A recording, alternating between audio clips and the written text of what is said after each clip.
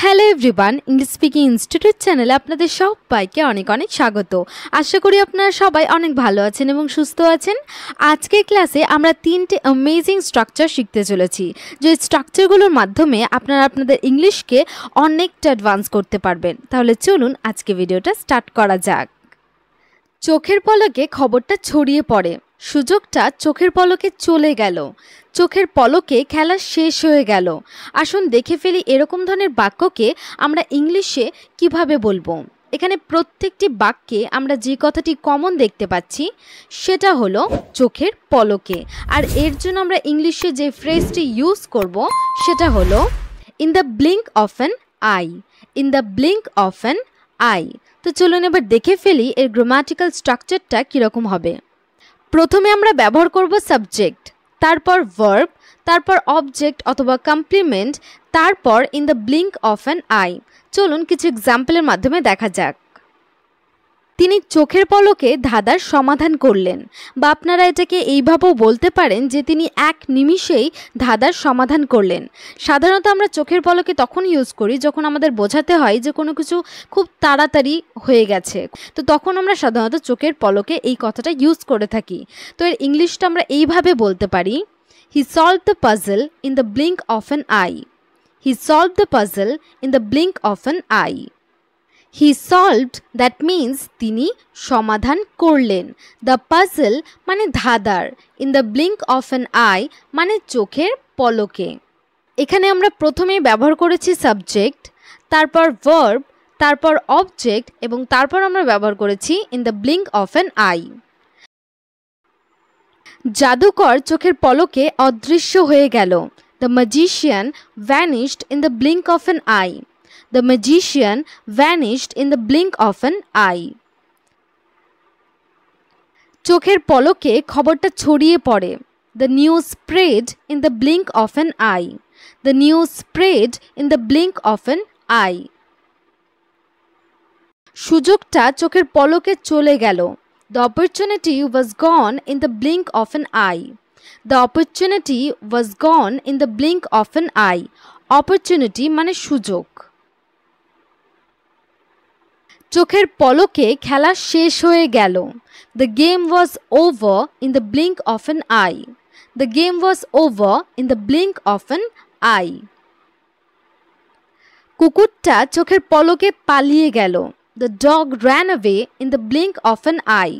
The dog ran away in the blink of an I. চোখের পলকে ঝড় এসে গেল। The storm arrived in the blink of an eye. The storm arrived in the blink of an eye. আজকে প্রথম structure আমাদের এখানেই শেষ হলো। তো চলুন এবার দেখে ফেলি আজকের পরের স্ট্রাকচার। আর হ্যাঁ, আপনারা যদি চান যে আমি প্রত্যেকটা বাক্যকে ঠিক ভেঙে ভেঙে মানে সহ বুঝিয়ে দিই, তাহলে অবশ্যই আপনারা কমেন্ট সেকশনে ইয়েস টাইপ করবেন, তাহলে আমি এর পরের দিন থেকে সেইভাবেই ক্লাসটা আনার চেষ্টা করব। আপনি কি এখানে কিছুক্ষণ অপেক্ষা করবেন? আপনি কি আরও ধীরে কথা বলতে আপত্তি করবেন? আপনি কি গান বন্ধ করতে আপত্তি করবেন? আসুন দেখে ফেলি এরকম ধরনের বাক্যকে আমরা ইংলিশে কিভাবে বলবো। এখানেও প্রত্যেকটি বাক্যে আমরা যেই কথাটি কমন দেখতে পাচ্ছি সেটা হলো আপনি কি আপত্তি করবেন, আর এর জন্য আমরা ইংলিশে ব্যবহার করতে পারি would you mind. Would you mind. আসুন এবার দেখে ফেলি এর গ্রামাটিক্যাল স্ট্রাকচারটা কি হবে। প্রথমে আমরা ইউজ করব উড ইউ মাইন্ড এবং তারপর ভার্বের আইএনজি ফর্ম এবং তারপর আদার ওয়ার্ডস। আসুন দেখে ফেলি এর এক্সাম্পলগুলো। আপনি কি দরজা বন্ধ করতে আপত্তি করবেন দয়া করে? এটার ইংলিশটা হবে would you mind closing the door please. Would you mind closing the door please. Would you mind এই ফ্রেজটা কিন্তু অত্যন্ত জনপ্রিয়, আপনারা সব জায়গায় এই ফ্রেজটার ইউজ দেখতে পারবেন। কাউকে যদি আপনি হাম্বলি কিছু বলতে চান, খুব হাম্বল ওয়েতে কিছু বলতে চান, তাহলে আপনারা এই ফ্রেজটার ইউজ করবেন। আপনি কি আরও ধীরে কথা বলতে আপত্তি করবেন? Would you mind speaking more slowly. Would you mind speaking more slowly. একটা কথা কিন্তু সবসময় মনে রাখবেন যে উড ইউ মাইন্ডের পর আমরা ভার্বের আইএনজি ফর্মটাই ব্যবহার করব। আপনি কি আমাকে এই বাক্সটি দিয়ে সাহায্য করতে আপত্তি করবেন? Would you mind helping me with this box? Would you mind helping me with this box? আপনি কি গান বন্ধ করতে আপত্তি করবেন?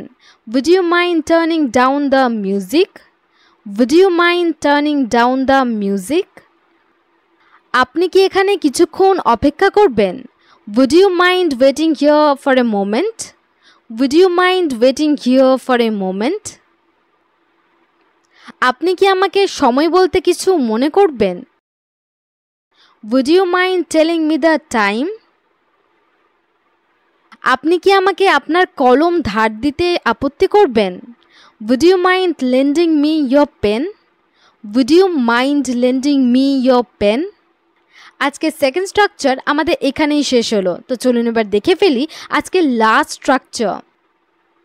সে না খেয়ে দিনের পর দিন কাটাতো। সে দিনের পর দিন জানালার পাশে অপেক্ষা করত। সে দিনের পর দিন একা বসে থাকতো। আসুন এবার দেখে ফেলি এরকম ধরনের বাক্যকে আমরা ইংলিশে কিভাবে বলবো। এখানেও প্রত্যেকটি বাক্যে আমরা যে কথাটি কমন দেখতে পাচ্ছি সেটা হলো দিনের পর দিন, আর এর জন্য আমরা ইংলিশে যে ফ্রেজটি ইউজ করব সেটা হলো day after day. Day after day এর স্ট্রাকচারটা হবে subject plus verb plus object or complement, যেটা অপশনাল, থাকলেও হবে না থাকলেও হবে। দেন আমরা ব্যবহার করব ডে আফটার ডে। চলুন কিছু এক্সাম্পল দেখা যাক। সে দিনের পর দিন জানালার পাশে অপেক্ষা করত। She waited by the window day after day. She waited by the window day after day. সে দিনের পর দিন একা বসে থাকত। He used to sit alone day after day. He used to sit alone day after day. তারা দিনের পর দিন আরো ক্লান্ত বোধ করছিল। They felt more tired day after day. They felt more tired day after day. দিনের পর দিন বৃষ্টি হচ্ছে, রাস্তায় জল জমে যাচ্ছে। It is raining day after day, flooding the streets. It is raining day after day, flooding the streets. তাকে ছাড়া দিনের পর দিন সে একাকী অনুভব করছিল। He felt lonelier day after day without her. He felt lonelier day after day without her. আমি দিনের পর দিন তার কলের জন্য অপেক্ষা করতাম। I waited day after day for his call. I waited day after day for his call. সে না খেয়ে দিনের পর দিন কাটাতো। He spent day after day without food. He spent day after day without food. তিনি দিনের পর দিন অনেক কষ্ট সহ্য করেছেন। He endured a lot of pain day after day. He endured a lot of pain day after day. আজকের class আমাদের এখানেই শেষ হলো। তো চলুন এবার দেখে ফেলি আজকের হোমওয়ার্ক। তো এই হলো আপনাদের আজকের হোমওয়ার্ক। এই হোমওয়ার্কের আনসারগুলো কমেন্ট সেকশনে জানাতে ভুলবেন না কিন্তু। আর ভিডিওটি যদি আপনাদের ভালো লেগে থাকে তাহলে অবশ্যই লাইক এবং শেয়ার করে দেবেন, এবং চ্যানেলে নতুন হয়ে থাকলে চ্যানেলটি সাবস্ক্রাইব করবেন। Thanks for watching.